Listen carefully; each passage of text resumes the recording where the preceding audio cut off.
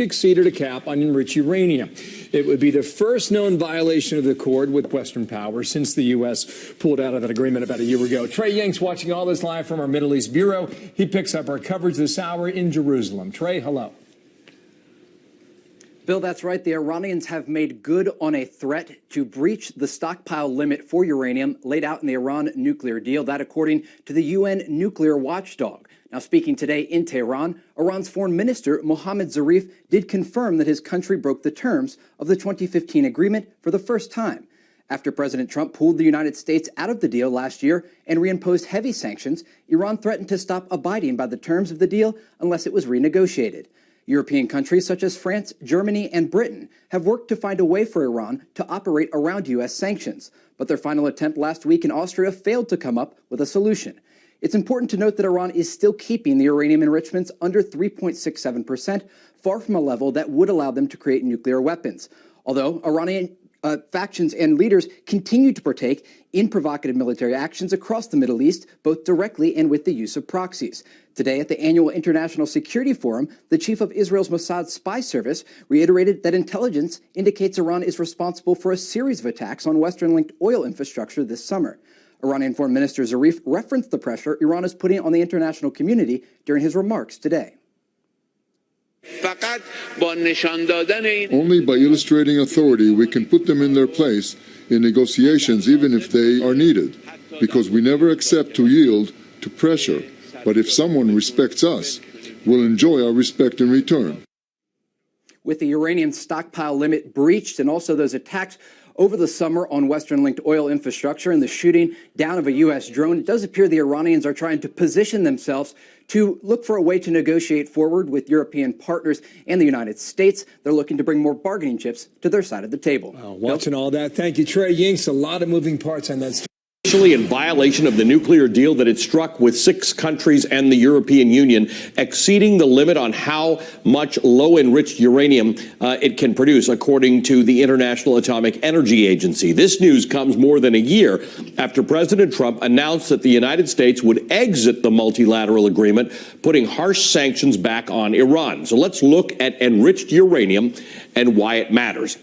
Natural uranium coming from mines typically has less than 1% of the isotope, U-235, known as a fissile isotope necessary for nuclear fission. The raw ore is then processed to extract the uranium. Now, one of the most efficient ways to do that is using centrifuges to spin the raw uranium at supersonic speeds, allowing the U-235 to separate out from the rest. Now, this separated uranium is called enriched uranium, and its use depends on the level of enrichment. Low enriched uranium, defined as being below 5% purity, is used in nuclear power reactors. Enriching uranium between 20 and 93% allows it to be used in research reactors. And once uranium is enriched to 90% or more, it is suitable for use in nuclear weapons. So remember, what we're talking about in Iran here is on the left of your screen, low enriched uranium. It's power reactor uranium. In 2015, the Iran nuclear deal, known as the JCPOA, the Joint Comprehensive Plan of Action, required Iran to ship all of its enriched uranium out of the country, getting raw uranium in return. Iran could then process that uranium ore, but it was limited to 660 pounds or less of the low-enriched uranium. That's relevant because that's 300 kilograms. And as a way to limit the processing, the country was restricted to just 5,060 centrifuges to enrich the mineral. Joining me now is Richard Haas. He's the president of the Council on Foreign Relations and NBC News' Tehran bureau chief, Ali Arouzi. Ali, let me start with you. Why is Iran now doing something that is in violation of the nuclear deal when, until today, if I'm not mistaken, they have been able to say that they have lived up to their obligations under the treaty, under the Iran deal? That's right, Ali. Up until today, Iran had held back from breaching its commitments under the nuclear deal. It was a policy here that they had described as strategic patience. They knew that America had come out of the deal, that there was probably very little return for America coming back to the deal, but they wanted to see what they could get out of the Europeans. They wanted to see if the Europeans could shield them from U.S. sanctions, could allow them to sell their oil, their most important commodity, on the open market. It's become clear to the Iranians now, especially after a meeting in Vienna on Friday, that the Europeans really can't come up with the goods. They put in a special purpose vehicle called Instex to allow some humanitarian aid into Iran, and Iran said, you know what, this is just not simply enough. A credit line of a couple of $1 million is not going to cut it for this country. So that strategic patience has now run out, and I think the strategy here has changed from a defensive one to an offensive one. Now, this was the first step the Iranians are putting on the Europeans to try and turn things around in a very short period of time. It's not a huge breach, but it's a provocative breach. The next important milestone we have to look out for, Ali, is this coming Sunday. Iran said by Sunday that they are now going to ramp up their production of enriching uranium. If they decide to take that above that 20% threshold, which is so important, because going from what you talked about, that less than 1% to 20% is very difficult. Once you pass the 20% threshold, then you're on a very, very short path to the levels of uranium you need for a nuclear bomb. Now, Iran says they don't want one, but world powers say, look, that's where the danger is. We don't want Iran to get past that 20%. If Iran suddenly announces on Sunday that they are going to go beyond the 20%, then I think the nuclear deal is over. UN sanctions will snap back onto Iran, and we are going to be in a very, very dangerous position. And I don't think we're going off that course, Ali. All the signs that I see in Iran is that they want to pursue now a very hard policy. Ali Arouzi, our man in Tehran, thank you for that. Richard, until now, there were a lot of our allies who were in the deal who were arguing for maintaining the deal. They were not in favor of the U.S. position of pulling out of the deal. Does this make it harder for everybody else who was in that deal, for our European allies, to argue on behalf of staying in or maintaining or fixing some kind of a deal now that Iran has taken this step? It makes it somewhat harder because this now refocuses attention around the world on Iran, even though there will be those in Europe and elsewhere who are going to argue, Ali, that the United States set in motion this chain of events. But we're back to a couple of options. One is, as you suggested, or Ali suggested, increased sanctions. There's always the option, though not a very attractive one, of using military force. There's a possibility of new diplomacy, where we could take the old agreement and try to amend it in certain ways and see if that would work. What the Iranians are obviously hoping is that this will frighten the world and that some of the world will basically move away from living up to U.S. sanctions. Well, Richard, a lot of people say President Trump probably doesn't want a war with Iran, and he's got some advisors, at least around him, who would recommend against that. What's your worst case scenario here? My worst case scenario is either this leads ultimately to some military action on our part, or I can imagine another scenario where this is simply one of the many ways Iran is pushing back. They keep shooting at drones. Maybe this or that missile is fired by one of the militias in the region that are close to them. But sooner or later they do something, whether with their nuclear program or militarily, where the United States feels it can't hold back like the president did the other day. And then we react militarily, and then we're basically off to the races. And what we would suddenly find that a lot of the Middle East would become part of a war, not simply Iranian territory, but all over the region. Hey, MSNBC fans, thanks for checking out. Breaking news, Iran's foreign minister announcing the country has breached the limits of the 2015 nuclear agreement. Iran's agreement to a stockpile of 300 kilograms or less of uranium was one of the biggest restrictions of the deal, which the U.S. has already pulled out of. Joining me now with immediate reaction is House Agriculture Committee member, House Science, Space and Technology Committee member, and medical doctor, Congressman Roger Marshall. Roger, are you okay there? Like, no technical problems? It's Dagan. I hope we're okay. I'm at the Cancer Center in Wichita, and had a patient walk in. I'm getting ready to meet some doctors. So good morning. Well, I want to get your reaction to this news out of Iran. I don't know if you could hear me. I called you Roger. I should say Congressman, so apologies on that note. But this news that Iran says it has breached the nuclear pact, and this as tensions clearly rising with Iran. What do you make of it, and where do we go from here? Right. Well, I think number one is everyone just take a deep breath. Let's remember what the president's goals are here. Number one, we do not want a war with Iran. Number two, we don't want Iran to have any nukes. And number three is we want Iran to stop funding terrorism. So this should be no surprise to anyone. This is very predictable. Right now, Iran is on its way to nuclear warheads. The last thing we want is an Iran with nuclear bombs. So the president's got this under control. I got full faith in him. And he inherited this problem. President Obama made a horrible deal. He's trying to correct it. We're going to get through this together. Any sign, though, that our, say, European allies are on board with us and they will help us push Iran back to the negotiating table? Well, again, I think we have to have faith in the president and Secretary Pompeo. I think that they've been talking with them on a regular basis, and my sources tell me that Europe has our back, that France has our back, England has our back. We'll get through this together. I want to move on to the border crisis. President Trump appealing a judge's ruling that blocked his administration from building part of the wall.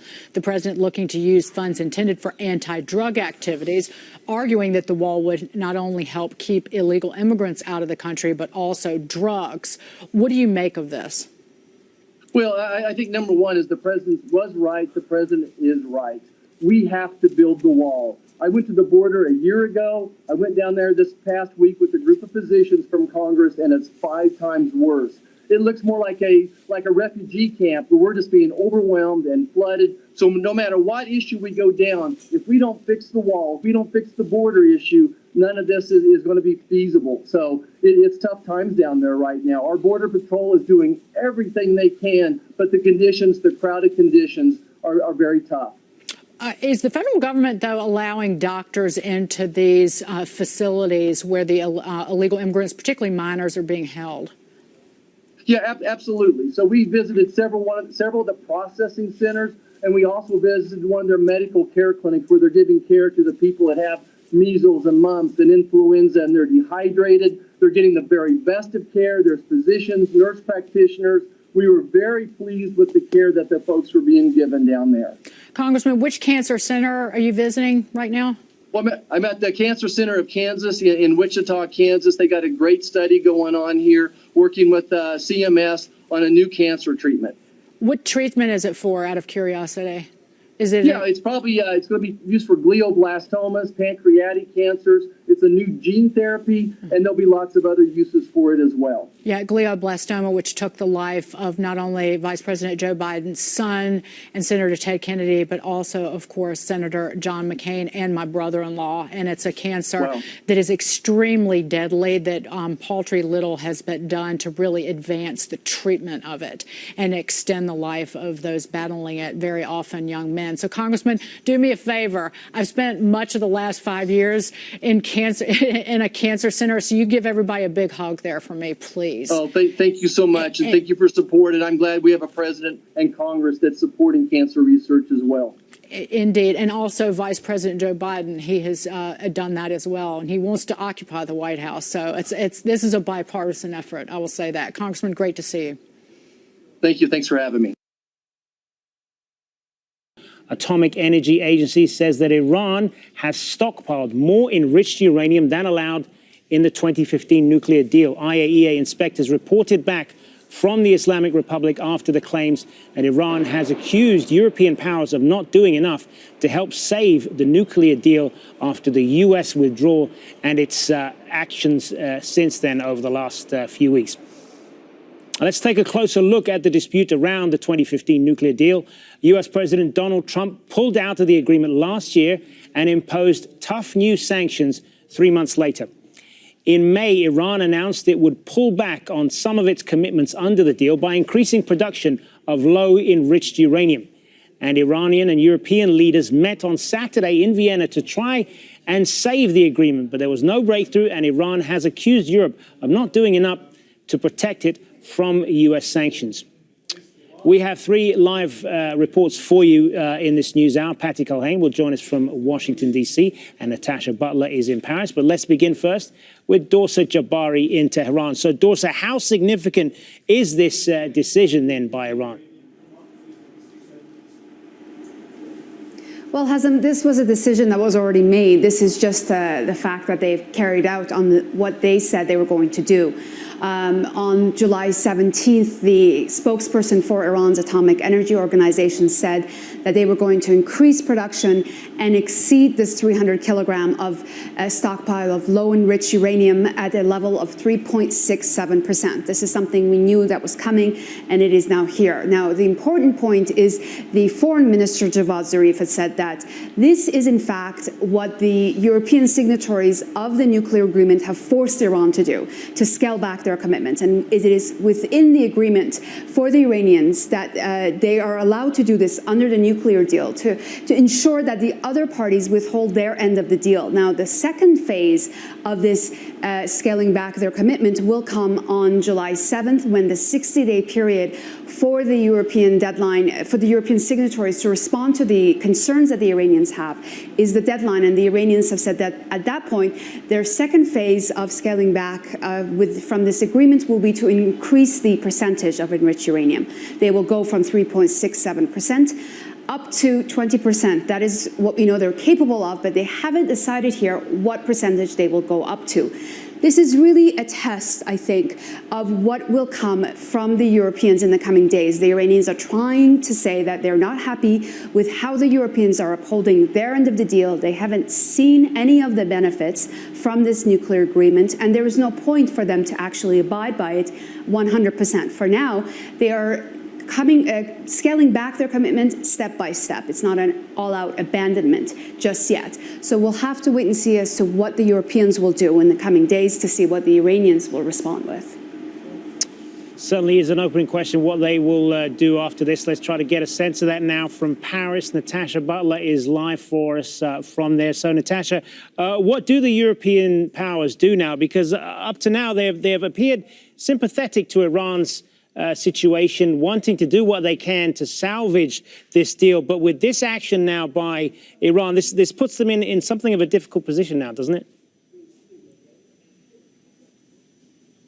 Well, European powers are in a very difficult position. In fact, we've had some reaction to this decision by Iran to exceed its uranium limits from the British Foreign Minister, Jeremy Hunt, who's called this extremely worrying indeed. And I'm sure that reaction will be echoed by other European powers, including here in France, because what these European powers have been trying to do ever since Donald Trump pulled the US out of the 2015 Iran deal last year and reimposed US sanctions on Iran, European powers have been trying to battle and fight to save this deal. They say it's the best deal out there at the moment for peace and security in the region. And over the past few weeks, as those tensions have really been escalating between Washington and Tehran, European powers have consistently called for calm, and they've called on Iran to stay within the deal, not to break its commitments made under the JCPOA, because European powers do not want to be in a position in which they'll suddenly have to concede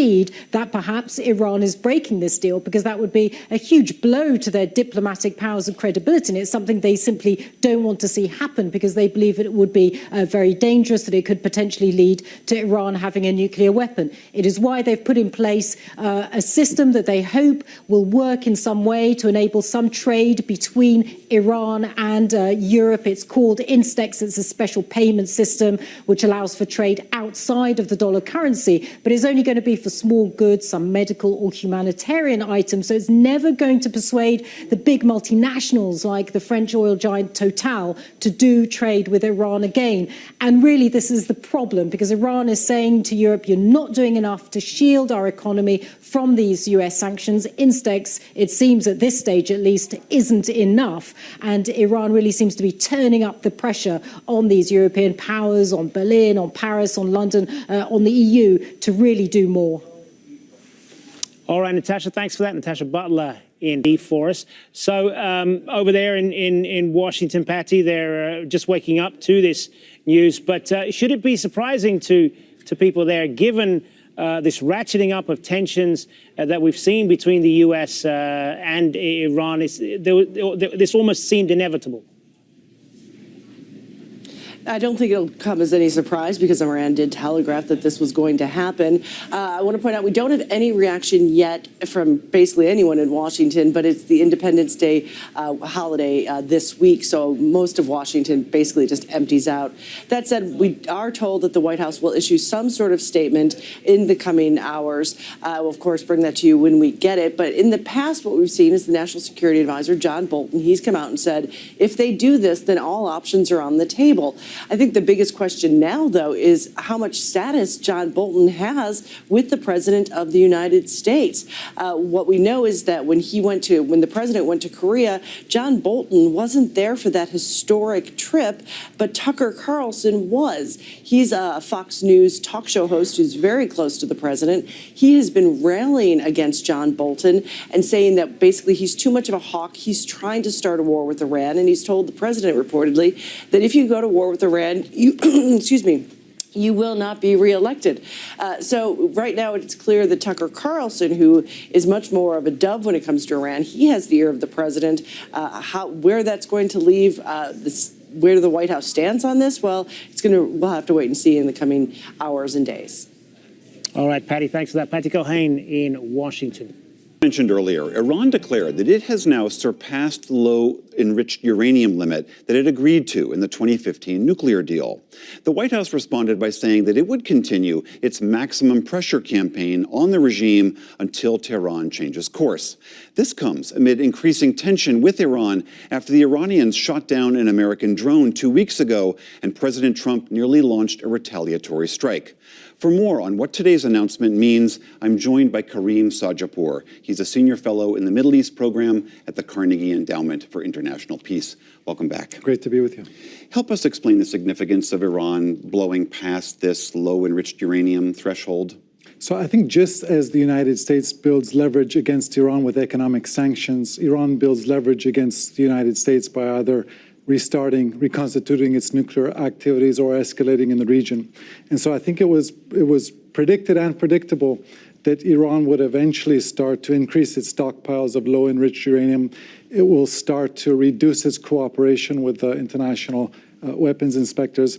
I don't think this should be confused that Iran is making a mad dash towards a nuclear weapon. This is a very calibrated escalation. And essentially what Iran is trying to do is to create international divisions rather than international unity.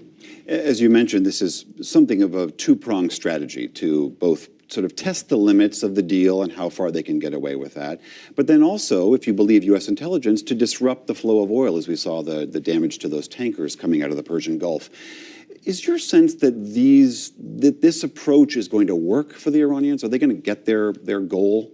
I think the Iranians are probably are trying to test President Trump's resolve. I mean, we've seen in other contexts, for example, Venezuela, President Trump, after a while, has started to question the wisdom of some of his hardline advisors like John Bolton. And I think the Iranians feel that if they continue to resist and they continue to show the world that there are going to be costs for America's pressure campaign against Iran, that at some point Trump may start to question the wisdom of his approach. And the Iranians said, we have to do this because the U.S. pulls out of the deal and imposes these sanctions, and that's really biting on the Iranian economy, and we want the Europeans to step up and fill the gap. Do you think the Europeans are going to try to fill that and help Iran out?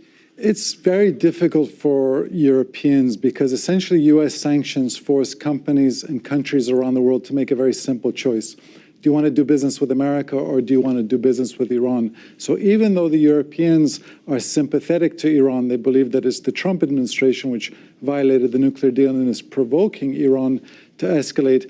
For major European companies, their business in Iran is minuscule compared to their business in the United States. And so I think the Europeans really have limited ability to save the Iranian economy from this downward spiral.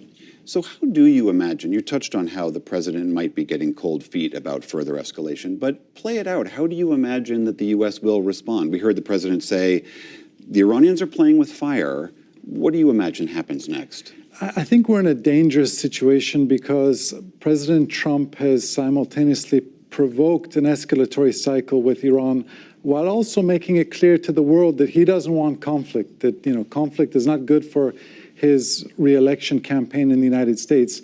And so it could lead to an Iranian miscalculation, Iran believing that they need to react to U.S. pressure, they need to counter-escalate, and they may be able to get in a few free punches because the United States doesn't want war. And so I think we're in a dangerous dynamic, and it's really driven not by the differing interests of two nation states, America and Iran, but two very different leaders, 73-year-old Donald Trump and 80-year-old Iranian Supreme Leader Ayatollah Ali Khamenei. How does this play in Iranian domestic politics? What constituency there are they trying to satisfy? What are the demands there? It's an important question, and one of the things we haven't seen reported much is the state of the Iranian economy and popular frustration in Iran. In fact, the Iranian government has been prohibiting reporting from Iran because I think there's growing frustration. There's tremendous economic discontent. This is a country which has one of the world's highest resources of oil. They went from exporting 2.5 million barrels per day of oil. They're now down to 400,000 barrels per day. So I think with the passage of time, especially it's a hot summer now in Iran, there's going to be growing pressure on the regime to simply do a deal or at least negotiate with the United States, especially when President Trump is making it very clear that he wants to negotiate with Iran. So in that sense, the president's strategy thus far may pay the dividends that the president wants. Well, that's assuming that it doesn't ensnare the United States into some type of a conflict situation, which very few people in the United States and very few people in Iran want. And so I think it's going to take tremendous discipline, and it's also going to require the United States to send a clear signal to Iran about what is America's endgame, because currently you have a President Trump who has consistently told the Iranians he just wants a deal, he wants negotiations. But you have pretty much under control. You can see some police officers, not an excessive amount though, and it's understandable given the circumstances. Leshko employees are returning to work this morning, although so far we have not seen any legislators at the site. Let's just take a look at the damage this building sustained from last night. This is the members' entrance, and this was the first window the protesters tried to ram. And as you can see, that glass is completely shattered. Some more damages to the other glass panels. The protesters came very prepared, as you can see here. There are hard hats, there's a handyman's toolkit, and there's a bag over there. Let's just take a look at what's inside. It's a bag full of zip ties. And again, it's unclear why the protesters chose to attack the Legislative Council. That said, though, it could possibly be because it was the same group of protesters who had tried to charge to disrupt the flag-raising ceremony yesterday morning, failing which they simply needed to do something to vent their anger. And it's very unfortunate because about 2,000 people took part in the protests here, but that's what garnered the international media attention. Almost no one covered that peaceful protest in Hong Kong yesterday, which organizers said more than 500,000 people took part in. Julie. And Wei, police defended their actions at the media briefing in the wee hours this morning. Why did they wait so long to intercede and drive the protesters out from the Lechko? Yeah, that's a question everybody is asking themselves this morning. Now, there potentially could be because the police had come under very heavy criticism for how they handled earlier protests. There were calls for the government to investigate police brutality.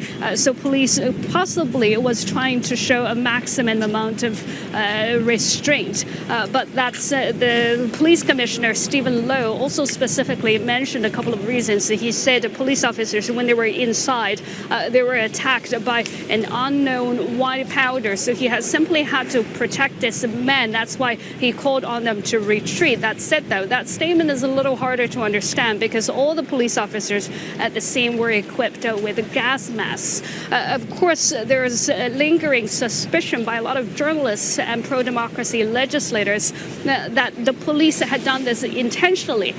One legislator Fernando Chu, said essentially police set this up as a trap, hoping the protesters will play into it. And it was very unfortunate that they did, because having a mob storming the city's legislature symbolically was very ugly, and that would help turn public opinion against this movement. Now, this, of course, is a free society, and the police is constantly criticized no matter what they do. But again, that right to criticize the police is what the people here value so much, and that's also part of what they're trying to defend. Julie. And Wei, it's 8:10 in the morning in Hong Kong right now, and a lot of the people are waking up to find out what happened at the LegCo there. I mean, how is the city reacting to the escalated violence we saw on Monday?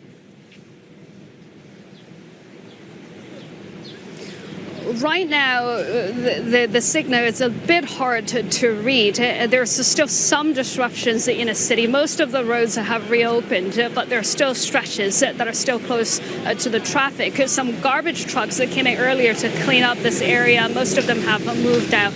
So the restoration of order is proceeding quite fast. That said, though, LegCo, as you can see, because of the damage, it will be closed today. All the proceedings are cancelled.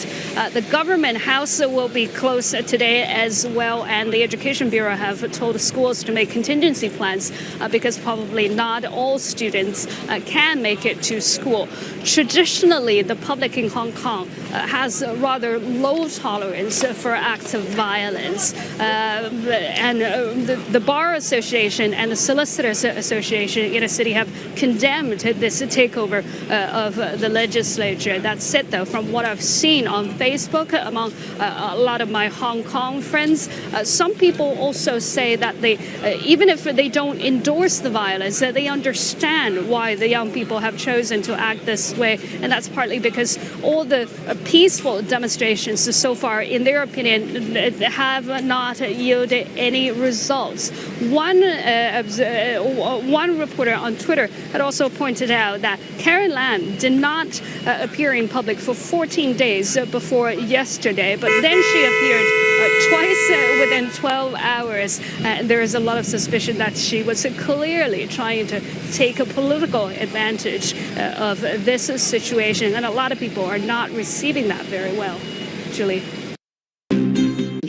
The announcement by Iran's nuclear agency caught many by surprise, warning to the world that the country was just 10 days away from surpassing its agreed stores of uranium. From the 27th of June, we will bypass the 300 kilos limit for enrichment. We will not only bypass this limit, but the production levels will increase significantly. Once we bypass the 300 kilos limit, we will also be able to increase the rate of low uranium enrichment at the level of 3.67. The amount of enriched uranium Iran was allowed to stockpile had been one of the centerpieces of the Joint Comprehensive Plan of Action, or JCPOA, a deal world leaders signed with the country back in 2015. Naturally occurring uranium is made up of two isotopes, uranium-238 and uranium-235. Nearly all of it is comprised up of U-238, with less than 1% being U-235. Enriching uranium increases the concentration of the U-235 isotope and is used in nuclear fission, the process behind nuclear power, as well as nuclear bombs. The Atomic Energy Organization of Iran says the country needs 5% enrichment for a nuclear power plant near the southern port city of Bushehr and 20% enrichment for a research reactor in Tehran. With Iran now having announced that it has exceeded the uranium stockpile limits set out under the JCPOA, the question is, what happens now? With where the levels are now, it does not mean that Iran will make nuclear weapons or that it even intends to do so. But it does make it significantly easier for the country to enrich to a weapons-grade level. But what concerns some nuclear experts and some world leaders is that a higher level of uranium enrichment means Iran would be able to begin building a nuclear bomb much more quickly. And this is what concerns the United States, that unilaterally withdrew from the agreement. President Donald Trump has repeatedly said that America will do everything it can to prevent Iran from obtaining a nuclear weapon. many bad things were taking place. And most importantly, it was so short term that within a very short number of years, they would be able to make nuclear weapons, and that's unacceptable. Never can Iran have a nuclear weapon. There had been hope that European leaders could come up with better terms to keep Iran committed to the nuclear deal. But little progress has been made on that front. We should accept it's a fact that the European side has not done what it was supposed to do. They have not fulfilled the commitments they had within the JCPOA. Iran's president warned that failure to do so would not only result in the country proceeding with higher uranium enrichment levels, but also put the entire deal at risk of collapse. Ali Janayanlar, TRT World, Tehran. The Atomic Energy Agency has revealed that Iran has followed through on its threat to breach the 2015 nuclear deal, surpassing its permitted limit on enriched uranium. Now, the move appears to be Tehran's response to new U.S. sanctions. For more, here's our Lee Seung-jae. IAEA Director General Yukio Amano confirmed Monday that Iran has accumulated more enriched uranium than it's allowed, as Tehran followed through on its threat to breach a central limit of its 2015 nuclear deal with major powers. The agency's inspectors verified that the 300-kilogram cap has been surpassed, adding that Iran started to step up its production back in May. The UK has expressed extreme concern over Iran's breach, adding it was urgently considering its next steps with its partners. European nations had previously warned that any violation would bring severe consequences, as the deal allows for the reimposition of multilateral sanctions that were lifted in return for Iran limiting its nuclear activities. Israeli Prime Minister Benjamin Netanyahu also voiced his concerns and urged Europe to impose automatic sanctions on Tehran. On this day, I also call on all the European countries to stand behind their commitments. You committed to act the moment Iran violates the nuclear agreement. You committed to activate the mechanism for automatic sanctions that was set in the UN Security Council. Then I say to you, do it. Just do it. Iranian state media, citing Foreign Minister Mohammad Javad Zarif, confirmed its breach and threatened to continue raising its uranium enrichment. The minister said the Europeans had failed to fulfill their promises of protecting Iran's interests under the deal. However, he noted Iran's measures were reversible if the Europeans began abiding by their promises. Watchers say Iran is seeking to breach the deal's terms in a step-by-step fashion to pressure the Europeans to resist the pressure of crushing U.S. economic sanctions. Lee Seung-jae, Arirang News.